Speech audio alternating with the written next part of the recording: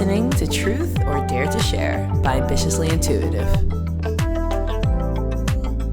Hello, everybody. Welcome to episode 5 of Truth or Dare to Share. Today, we are talking about what is going to end up being on my Spotify most listened to playlist, Daisy Jones and the Six. Some of us have read the book. Some of us have watched the show. So we're going to go ahead and unpack it, dependent upon what experience each of us had. You're still getting to know us, and there are 4 of us today on this episode. And we'll go ahead and do some quick introductions. And I'm going to change it up because we seem to talk about what we're passionate about, but there is a question that's asked in this show or in this book, and it is, when did you first fall in love with music? So my name is Lacey Larson. I know when this answer is, like when it happened and what song it was. I had a cassette tape of Wilson Phillips, and I listened to both the A side and the B side. So it would have been early 90s. And today it's one of my top karaoke songs. I actually think the first time I sang karaoke, I sang this with Michelle in Pensacola, Florida, at a bar that I can never remember the name of off of Mobile Highway. But Release Me, Hold On. Hold On is what everybody sings because of Bridesmaids. And there's another song that's like You're in Love. And those 3 to this day, I know from heart. But that's when I first fell in love with music, was Wilson Phillips. It's the first song I memorized. So again, Woodsies. Okay. So shout out to Woodsies for the Pensacola listeners. That's my first time singing karaoke. So Michelle, since you came off mute, then I'm going to put you on the spot. Do an intro and answer the question. When did you first fall in love with music? Well, thank you for the introduction, Lacey. I am Michelle, and I can't pinpoint a time or a place, but I know who it was. It was Mariah Carey, traditional MC in the house, and just so many classics. I repeat. I could play and play and play and never get tired of her and her Christmas music, or any time of the day I could listen to Mariah Carey. Shout out to Mariah. Kenyatta? I'm like Michelle. I can't pinpoint the time I fell in love with music. Music was always played in our house. Grew up in a Black household. You got woken up every Saturday with your mom blasting either blues or gospel music, and that's how you knew it was time to get your ass up and clean. But that's just how we did. And then growing up in the 90s, we always had a lot of family cookouts, and there was always music all the way around us. I remember I had no business watching the movie as a kid, but I seen the movie What's Love Got to Do with It, and fell in love with it because of Tina Turner and the amazing performer that she was. Even though it wasn't Tina, it was Angela Bassett. I fell in love with the music, and then from that day forward, it was just, we were always around the house just pretending that we were in front of our audience putting on a show. So Hairbrush the microphone. Yes. The broom. And a broom. Cynthia?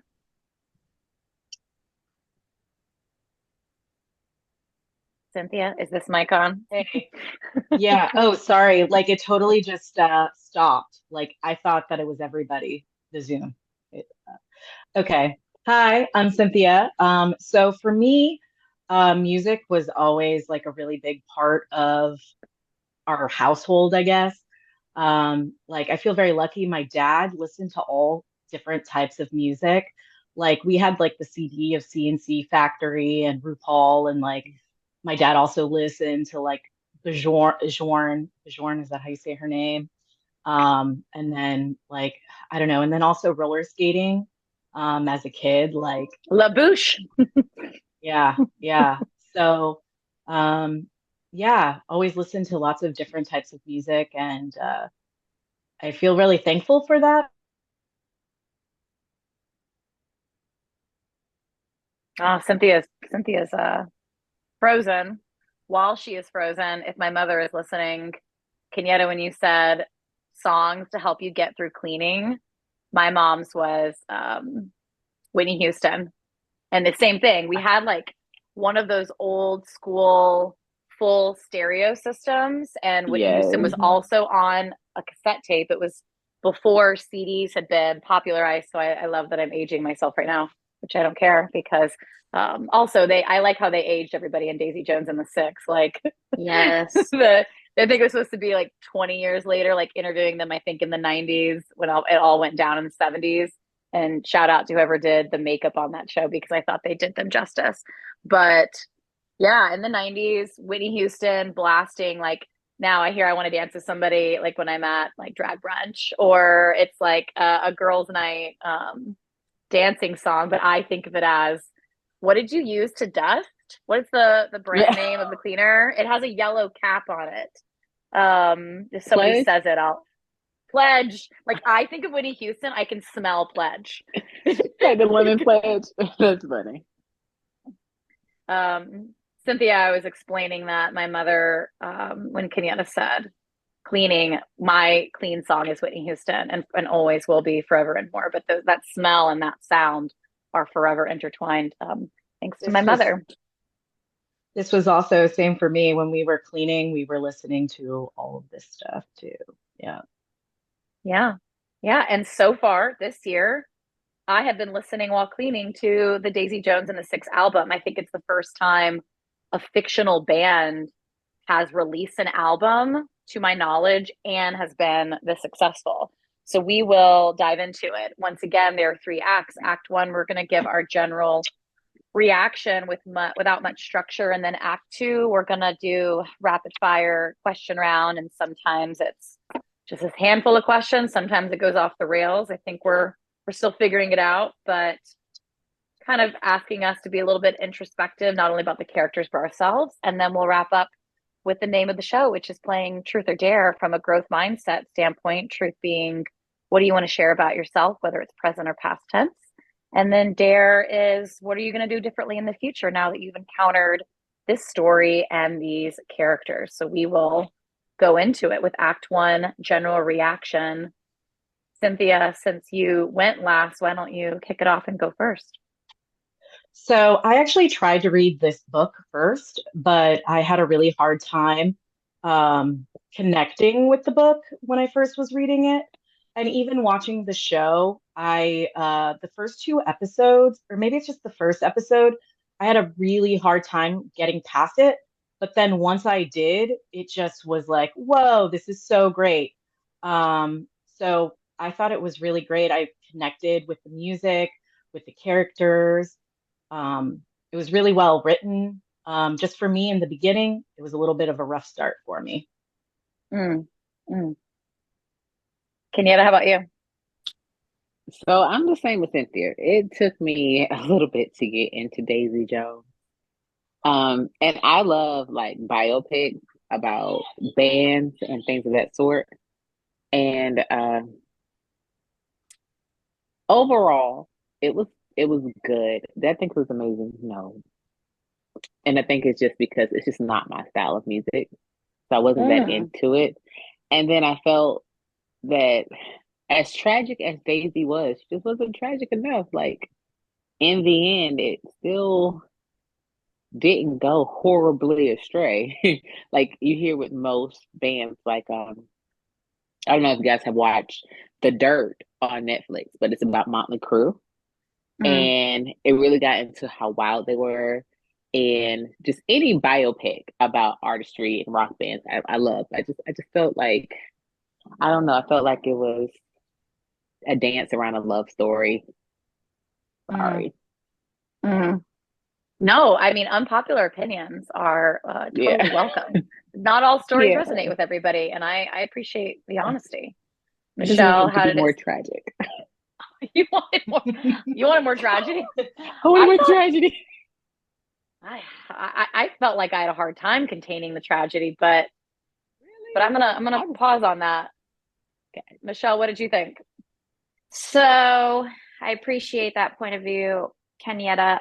It actually gave me a little bit of anxiety, but I thought it was very raw. I liked that it was from a interview perspective, which you didn't fully get, on the show until the end. And I thought it was raw. I thought there was a love story for sure. And I did really like it. There was pain, sadness, happiness. I was mad at the characters at some point, like Daisy for making so many stupid decisions. But I enjoyed it, and I was shocked by the end. Well, I think I've already given away all my cards in that I love this story.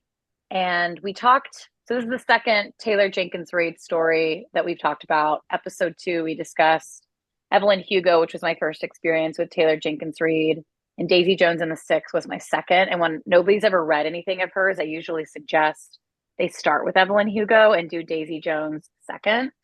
And I think I've read a lot of articles that say, like, for Daisy Jones and the Six, the show, you can skip the first 2 episodes. Kind of your point, Kenyatta, about took a minute to get in.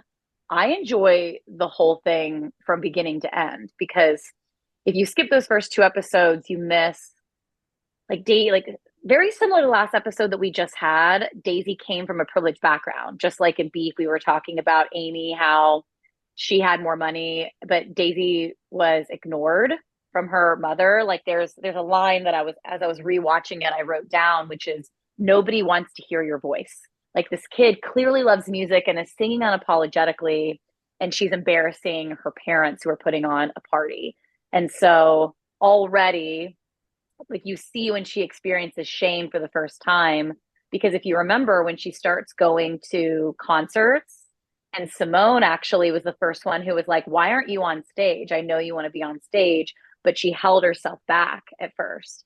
And then if you don't see the first 2 episodes, you don't see Billy's origin story about how their dad abandoned them. And when the band is getting started, how they run into the father and he's like, no, just keep the guitar.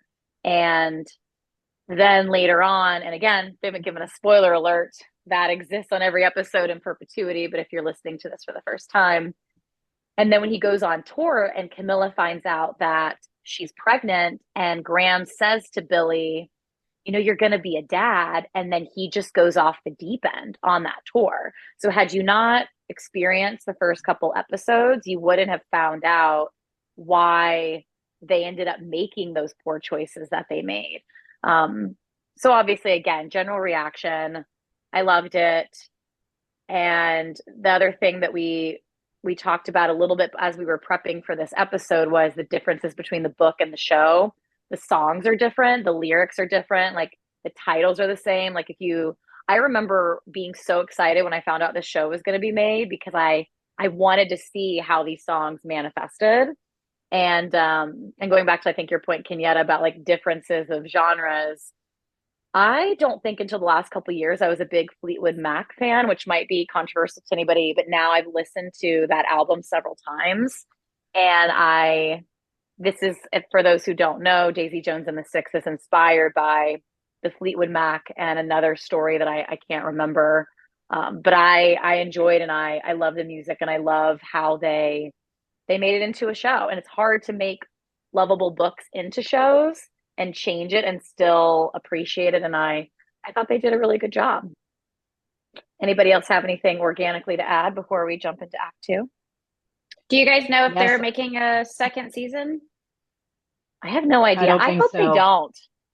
I don't think they are. Second season? I feel like they wrapped everything up. Unless they go rogue and it's just exclusively about Daisy and Billy.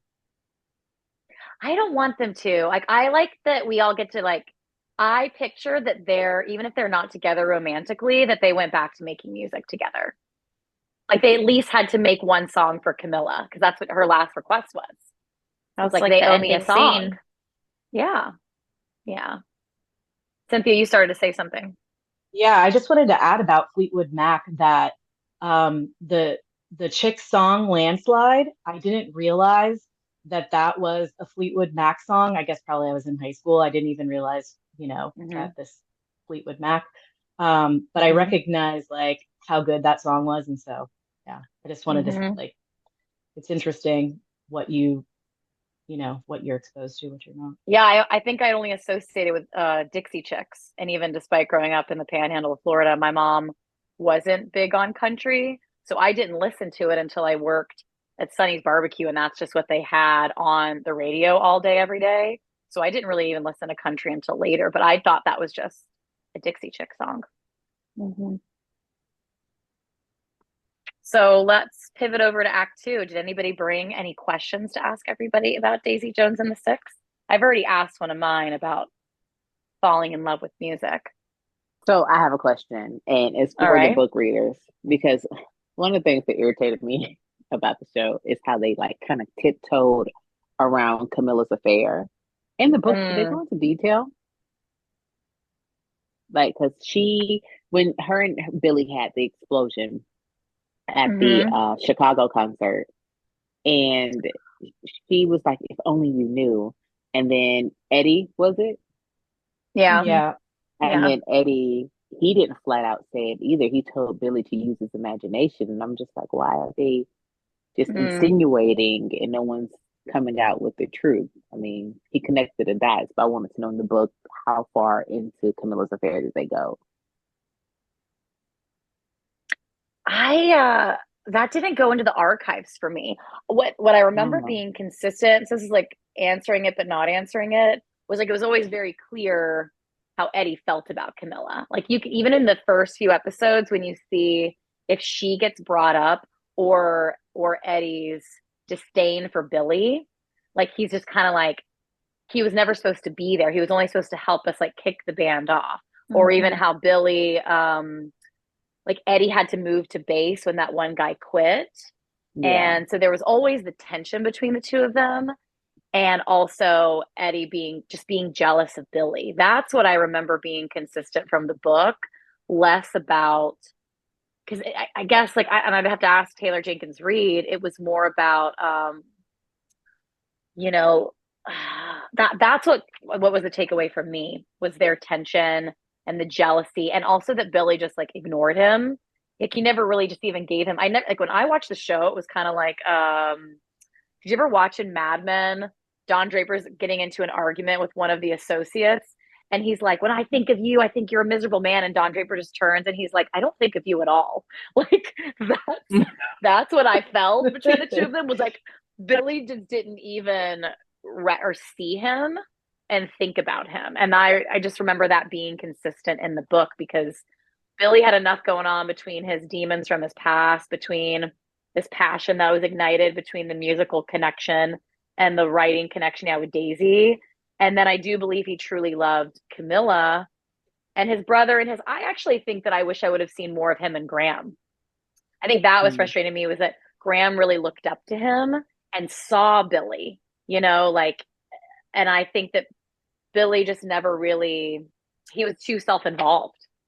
I hate to say it, but like, that's what I would have liked to have seen and read in the book, was like Graham clearly looked up to his brother, and he wasn't as affected, I think, by the dad not being there, probably because Billy was a father figure to him. So I know I went off on the deep end on your question, but it's just like, with so many characters, like not everything can be unpacked. And I think by not unpacking it, it shows how everybody didn't pay attention to Eddie. Like, yeah, that's hurtful. That's hurtful. It's like, you didn't even matter. Yeah. I have a quick question about the book versus the movie or the show.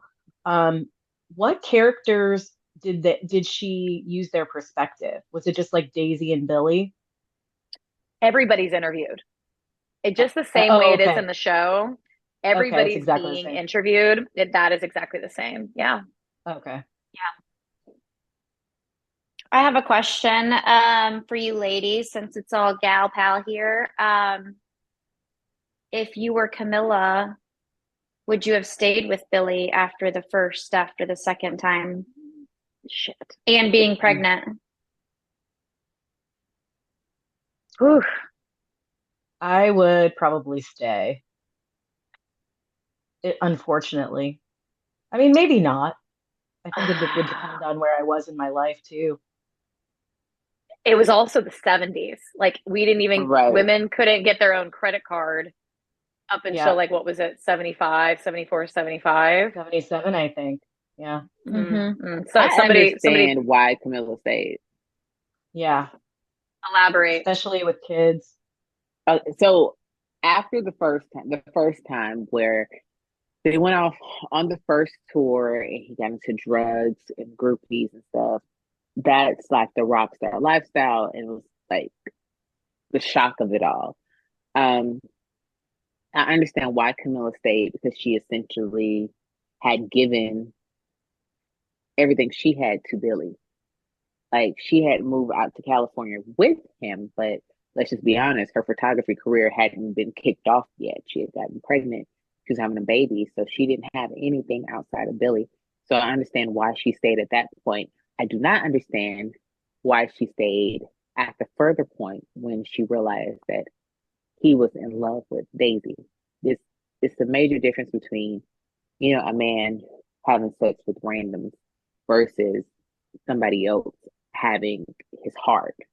Like, that's a different, Transactional versus love. Yeah. yeah, that's a different type of hurt. And at that point, she is the wife of one of the biggest rock stars. It wasn't like she didn't have anything, and Billy would have given her anything, even if she left. So I didn't understand why she stayed after that fact, but I do understand why she stayed in the beginning. I would agree with this as well. Actually, thinking about it now, like the fact that her, Billy and Daisy, like that was so intense. If I had known about that, then probably then at that point, probably I would not have stayed. But Because she also had to definitely watch it unfold. My bad. Yeah, Right. My she bad. took I cut you off. no, she did. And she also took the picture of their album cover when they're arguing about their relationship, right?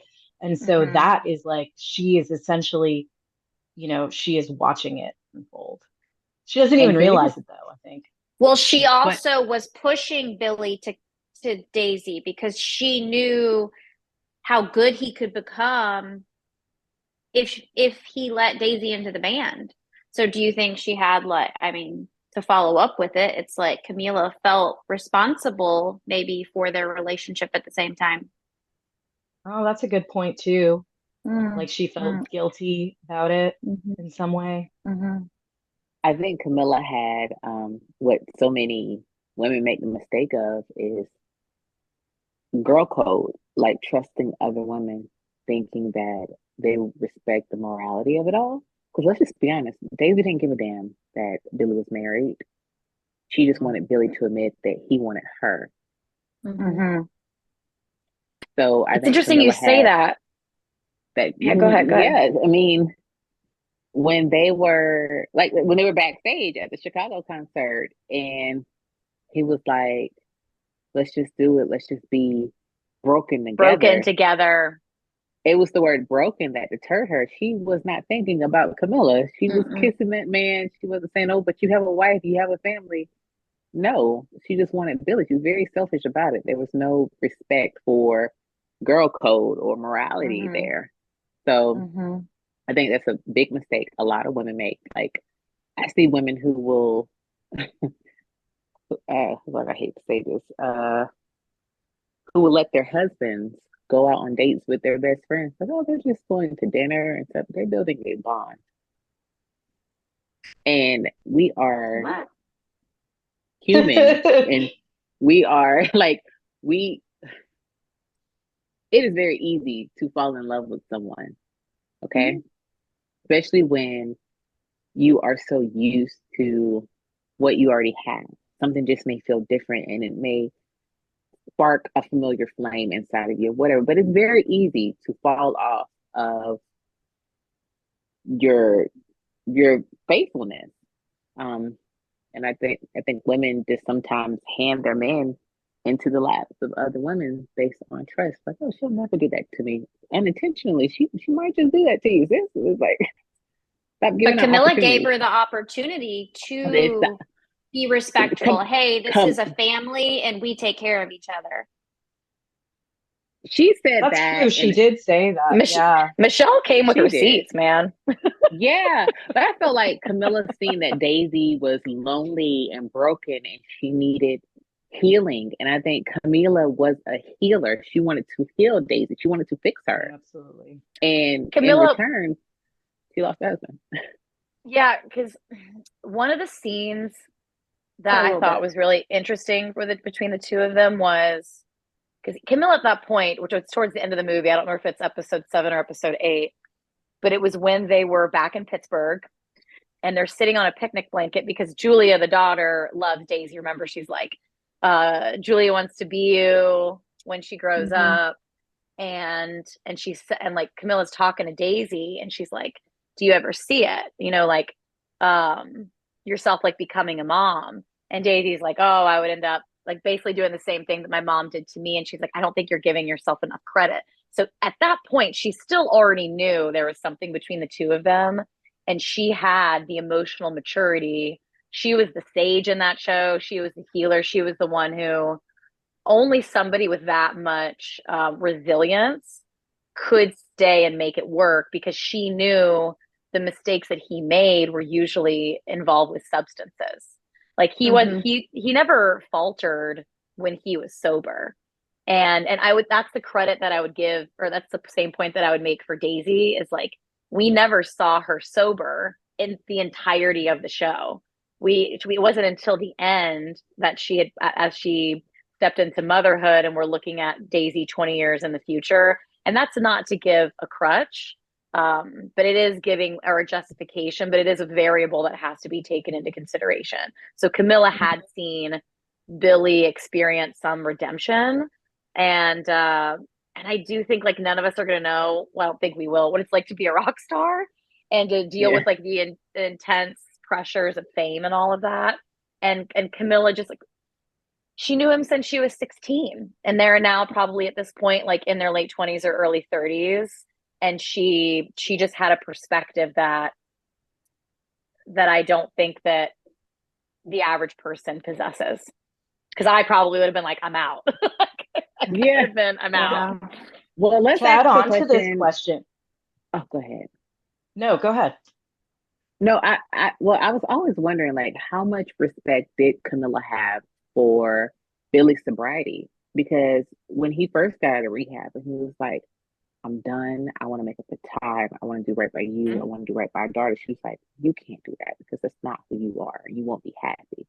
That was the first time. The second time was when they had the housewarming party, and he was like, who invited her? Billy already knew that Daisy was a trigger for him. And she said, I did because I want her here. But she never really recognized the danger to his sobriety that Daisy in the life was. I That's a think really good that point. Camila was pushing him because she knew that Billy's first love in life was to be a rock star. So I think Camila was pushing the Daisy portion so much because she knew Daisy would help Billy get to that star fame. That's kind of how I took it. Yeah, because I don't think anybody knew to what degree at that point. You're making a fair point, but I don't think anybody fully knew how, like, in the spiral that Daisy was in, Daisy included. I don't, because like I think it was just, again, we're talking in the 70s, and we're just getting off of the 60s of like sex, drugs, rock and roll, peace, man. Nixon and Reagan hadn't come in and done this, anti-drug conversation without getting into the politics of it. Because, but like, I'll say there was a lot of triggers. Oh yeah, to Kenyatta's point. But when Kenyatta said didn't respect his sobriety, I was thinking about why were they still having parties with booze around him? Like they were even saying it seemed like nobody was willing to change. Like he got his own bus, but they were still practicing it around him. There was no adjustments to be made. It was like, it's your problem. We can do it, but you can't. But we're running lines like in the face. Yeah. And so I think they felt hurt by him.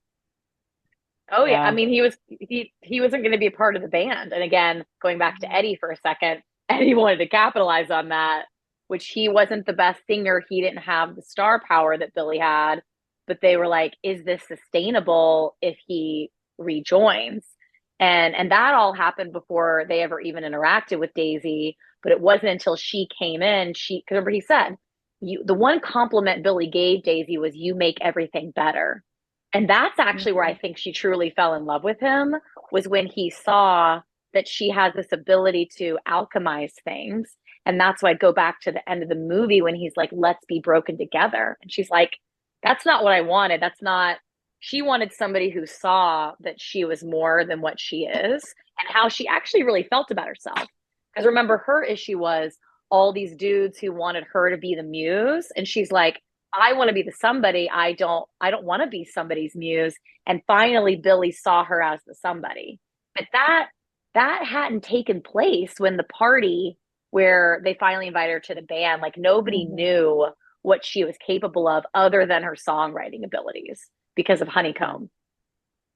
I don't know. Clearly I'm like justifying. I'm like, I'm not anti-Daisy. I'm like, she didn't have anybody other than Simone. That was her only family member.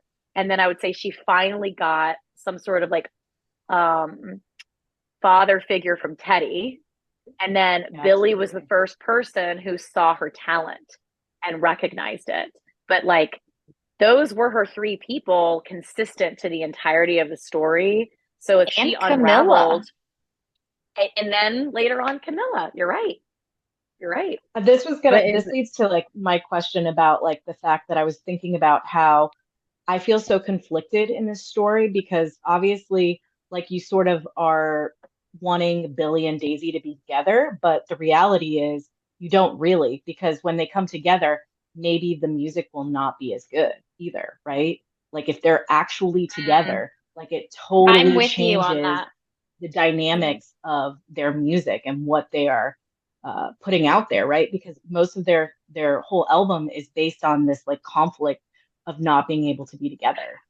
Do you remember when the guy from Rolling Stone was like, it was like they were sending each other these hidden messages through songs, and one of the band members, I think it was Warren, was like, did he say hidden? Like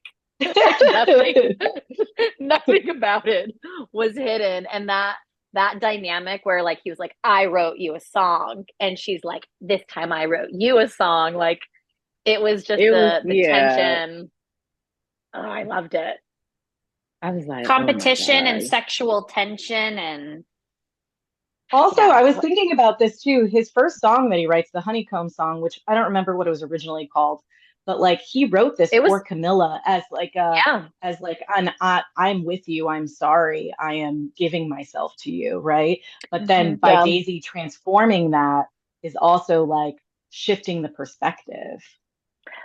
It was always called Look at Us Now, even in the book. It was Honeycomb and Look at Us Now. And I'm trying to remember what the original lyrics are. And it's funny because Billy's like, you know, I don't think we ever got to recording the original song. And he was so mad that he turned this love song. He said, instead of we can make a good thing bad, I remember it was, I know we can get it all back. And she came in and she was like, this is you writing, this isn't a story, like this is one-sided. At the very least, I think it could be a conversation. And that song was always, I think, like, to your point, Kenyatta, Daisy coming in and being this like force of nature that shifted the dynamic between Billy and Camilla, where he's like, please stay with me, I know we can get it all back. And literally she changes the lyric to we can make a good thing bad. And it's like, and that's where the relationship But that just goes to show Daisy's selfishness. And I get why she's selfish, because she's had no one, you know, and her mother was extremely selfish, and that's all that she knows. But even with her situation with Simone, when Simone is like at the height of her career, and she sends her a damn telegram saying, I need you. Yeah. I'm glad you brought that up, because one of my favorite scenes with her and Simone is when they're about to leave Greece. And Simone says, I do love you, Daisy.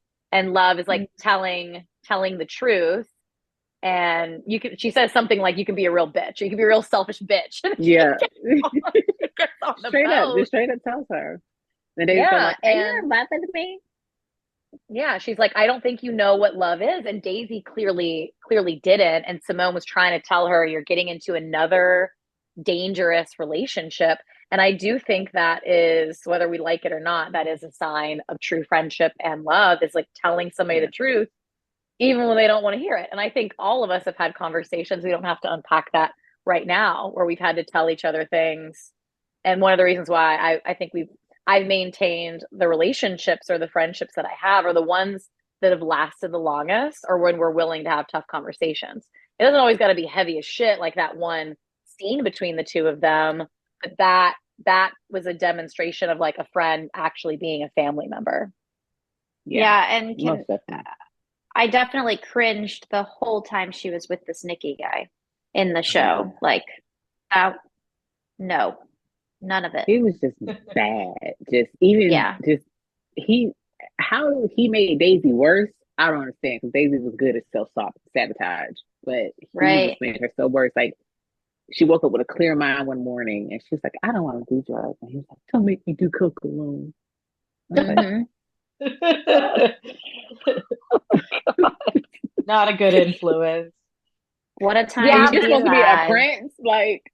Imagine meeting some dude in a foreign country who doesn't even know who you are. Like, man, see, I got to play devil's advocate here, knowing that I'm advocating for the devil, that is Nikki, in this sense. But, you're around these people who are just like, I create poetry just for the sake of creating poetry. And there is some truth to that. Like, how often do people create things just for themselves, as opposed to, we live in a world now where it's, you create something and you want to put it on display. I understand the irony of it. Like, we literally watched a show or read a book and we're like, listen to our thoughts about I don't it. know. Daisy did it her whole life, though. Her name was Margaret, and she became Daisy, and then that's her whole life. She kept doing it. I call bullshit on that. She was writing all of these lyrics in a journal, and it wasn't until Simone empowered her to get on the stage. She was more of a groupie, and I wouldn't even call it a groupie. She was like an admirer of the music. Like, the precipice of it was her love for music. But then flash forward to now, you're with this guy who's claiming to be a prince. We've got some castles in Ireland. I didn't believe any of that. The dead giveaway was when he couldn't be there, when Shirley, he was like, "I can't be here." I'm like, well, what was that about? They never went into detail. Was he like a felon, a colonizer? Like, what did the book say? Yeah. I don't think same thing. I don't think they unpacked it. And again, I attribute that. We'll have to hear from Taylor Jenkins Reid, or comment below if you caught a detail that we're missing here in the book. But I think he wasn't the real story. The real story was how Daisy and Billy had this connection that changed the course of the lives of everybody. Because remember, the Six they did okay before this. Mm-hmm. And then Daisy jumped in and they became superstars. And then everything else was kind of like sidebar stories. And Nikki wasn't even worth unpacking, other than the fact that she almost died and he was ready to jump ship. He was a distraction for sure. Yeah. And her trying to get over Billy, because it's like, he's never going to leave his wife for me, so let me go get a husband. And instead of actually acknowledging that I have problems, because nobody was telling her the truth, right? Why would they? She was either inspiration, for them to write a movie or to create a song or steal her song from, or she was like, what was she to other people? Either being ignored by her parents or being used by others. And it wasn't until Simone that she really, and then even Teddy, and she turned down Teddy, which I thought was a boss move. She's like, what are you going to do for me? I don't want you to change what I'm writing. And finally, Billy was like, you're writing a bunch of poems.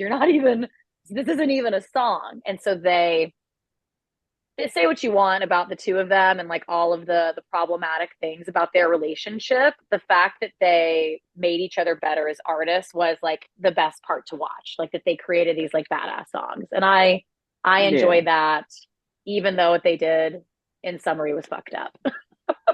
And also to go back to Nikki, I think also this was an example of how she did not understand love, right? Mm-hmm. Mm-hmm. Yeah. And can we throw in really Karen? just had no grasp. I love what was the piano player's name? Karen? Karen. I Yeah. loved her and I loved her character, and I totally Mhm. understand why she didn't want to out her relationship because she wanted to be a boss babe and be the piano star, and she didn't want to be Mhm. somebody, she didn't want to be Taylor Swift's boyfriend. She wanted to be Karen, Yeah. Yeah. So wanted to And throw that out, Karen. how Camilla was there for her when she didn't Mhm. want to have a child, and also how she was mature enough to let Graham go, because even though she, like, that to me is like true love, is knowing that you would just get in the way of somebody else's dreams, I just got that he was goosebumps. always I'm going to talking want about that. growth. Yeah, there were definitely, for every Daisy and Billy, you have to appreciate the Camillas, the Grahams, the Karens in that show. And even I want to pause and unpack Teddy.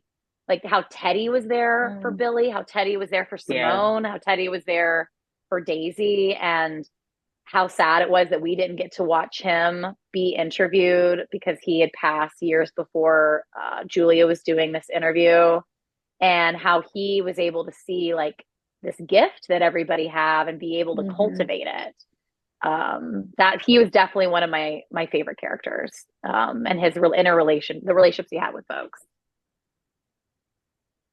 Yeah, I really like Teddy. We see him be interviewed by Merv Griffin, like on the show. I liked how they incorporated that into the overall interview style of the show. Yeah. But Teddy, I just feel like at one point they had gotten so big that Teddy, like his character literally just started to fade. Like the bigger they got as a band, Teddy started to fade more and more. Like he had less of a role in their personal lives. Yeah, because they had a tour guy. Yeah, they had a road manager. What was his name? Yeah, I can't remember his name. Yeah, I don't remember his name either. Ron. And I didn't like him in the show. I didn't like him. Really? Oh, I kind of liked him.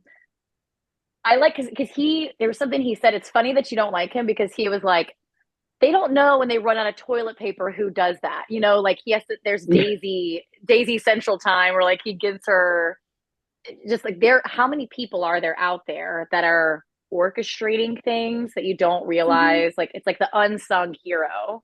So yeah, he's meant to come across a little bit scummy, but he's just like unapologetically himself because he's way too busy making sure that everything happens. So it's okay if you don't like him. He's not interested in being liked. He's interested in getting the show on time, getting the job done. Yeah. Yeah, he said, I'm not in the business of telling people the truth, I think. I think he said something like, I'm not in the business of telling the truth. He's there to make people happy. So let's ask this question. Who is your favorite character and why from Daisy Jones? I'm going last for this one. As you should. I'll go first. I think my favorite character was probably Camilla. I think that she's just like the glue to everything. And like, even though she wasn't really a part of the band, the true band, she was. Yeah. Band mom. Yeah. She was the heart of the show for sure. Yeah. What about you, Michelle? Oh man, put the light on me. I liked so many characters in the show. I think I'm gonna go with Karen on this one. She had a little special spot in my heart, a little twinkle. She just really was so passionate about music. She didn't let anything get in the way of her dream. So to see somebody just so strong-minded and knowing exactly what they wanted, music, to be a star, she didn't let the drugs get in her way. Like that never stopped her. Yeah, she had fun. She didn't let a relationship get in the way. I'm going with Karen. What was the drummer's name? Warren. Warren was my favorite, and let me say why. A lot of these characters got on my nerves. I will say that.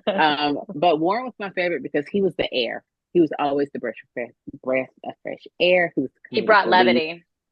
He did, but Warren truly appreciated everything that they had. And I think he said this to Eddie when Eddie was like, man, I'm gone. You can't see what's happening. Warren's like, we are literally one in a million. Like, we are millionaires. I have a movie star girlfriend. And I think in the end, Warren really came out on top. He continued to do what he loved. He was a studio drummer. He got married to his movie star girlfriend. He had children. He was interviewed from his damn yacht the whole time.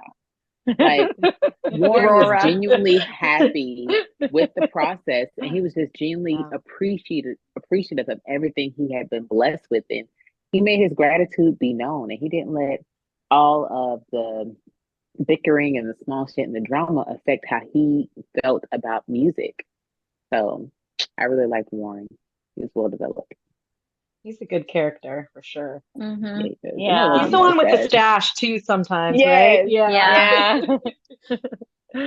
Yeah, because remember when they got their first checks and they were going around and being like, what did you buy? That's what I was just thinking about. And I couldn't remember what Warren said. I think he was like, he had the fur vest. He's like, I bought a fur vest. And then like Graham's like, I brought a surfboard. Eddie bought something for his guitar.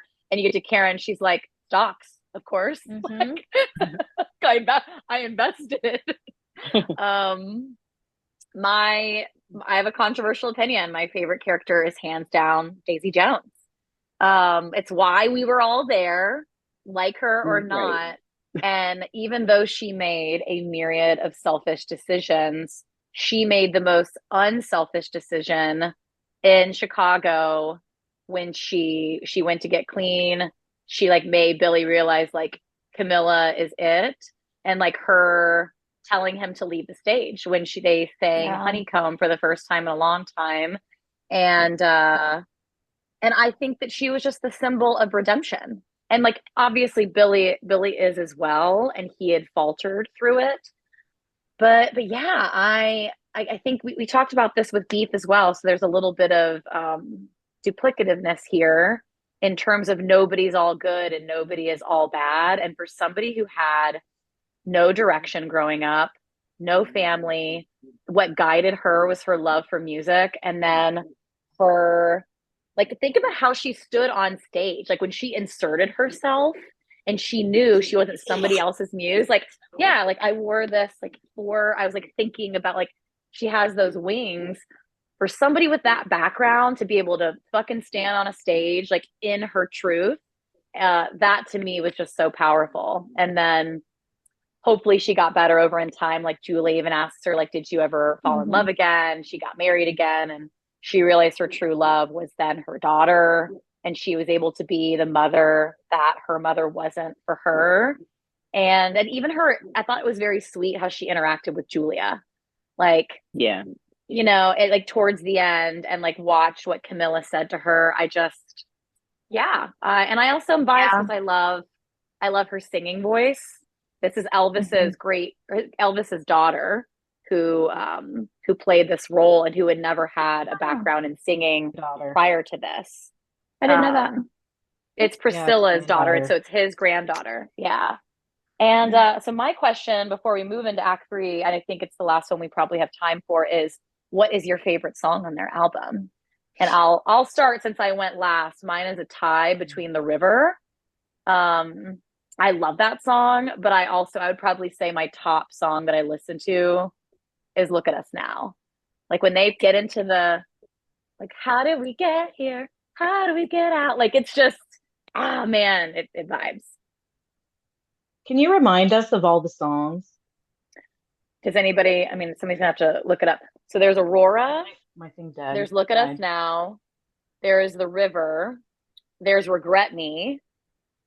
Which remember she writes when she gets into the car accident because she's mad at him.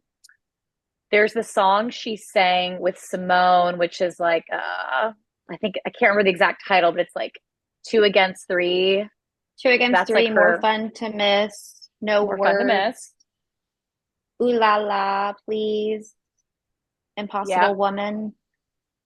Please is the one that's when Camilla kind of finds out.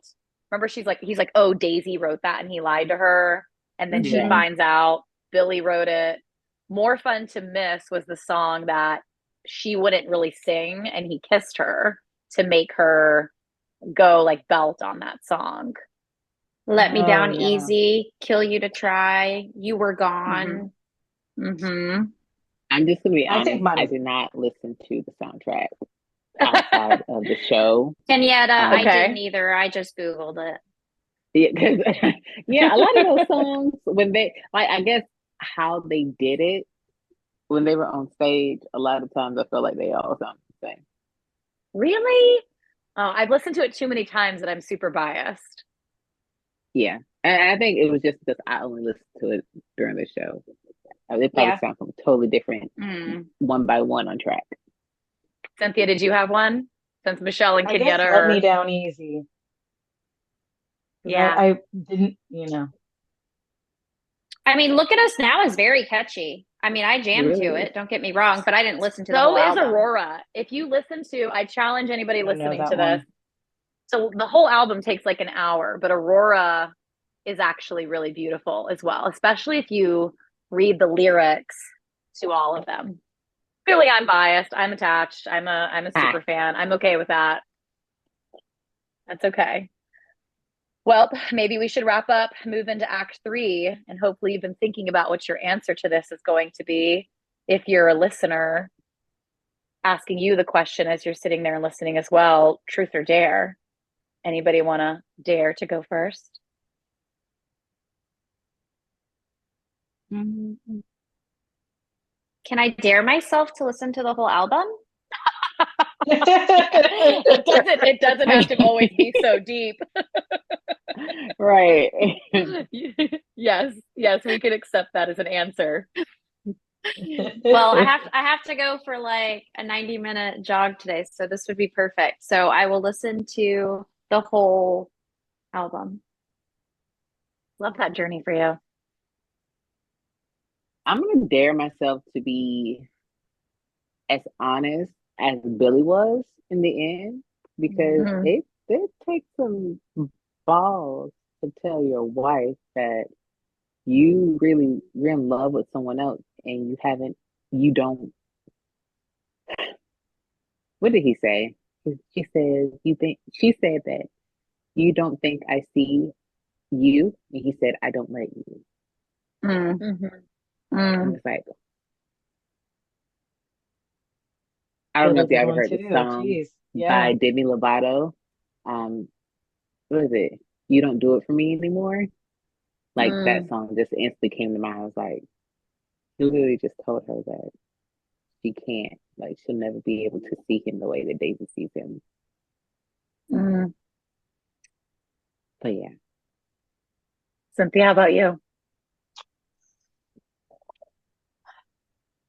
It makes me, so I guess dare. It makes me want to like You're put my listening creative to side out Truth there or more. Dare to Share by hearing all of Ambitiously this stuff, Intuitive. like, and how passionate they are about music, and yeah, I want to dare myself to be more creative, I think. I love that. We've got 3 dares today, and I think I'm going to have to round it out with 4. I want to dare myself to remember, and I don't know how I'm going to practice it, like that, like nobody's beyond redemption. Like there's this recurring theme that we talk about a lot, whether it's forgiveness or letting go of fears. And there's a lot of redemption stories in this in one way or another. And yeah, that's what sits with me. It was fun to watch a bunch of teenagers grow into their 20s, pursue their dreams, and then look back when they're probably in, like, I'll assume was like their 40s or early 50s. And there was a lot of characters who were not beyond redemption, whether it was with substance abuse or self-sabotaging tendencies. And I don't know, I think everybody self-sabotages, whether it's consciously or subconsciously. And mistakes are inevitable, and redemption is just about forgiveness and just trying to do better thematically over time. So thank you, Taylor Jenkins Reid. We've talked about 2 of your books and 1 of your shows. I look forward to seeing Evelyn Hugo come out into a show, but clearly this group of women are fans, or some more fans than others. But if you haven't seen the show or read the book or listened to the album, I highly recommend it. So this is a wrap on our 5th episode. TBD on what our next one's going to be. This group's going to talk about it here momentarily, so it'll be a surprise. If you have any suggestions for us in terms of what stories we should unpack and figure out what the parallels are between our lives, feel free to let us know. Otherwise, like, follow, share, listen, partridge in a pear tree. Enjoy the rest of your day. Thanks for listening. Bye. Bye. Bye. You're listening to Truth or Dare to Share by Ambitiously Intuitive.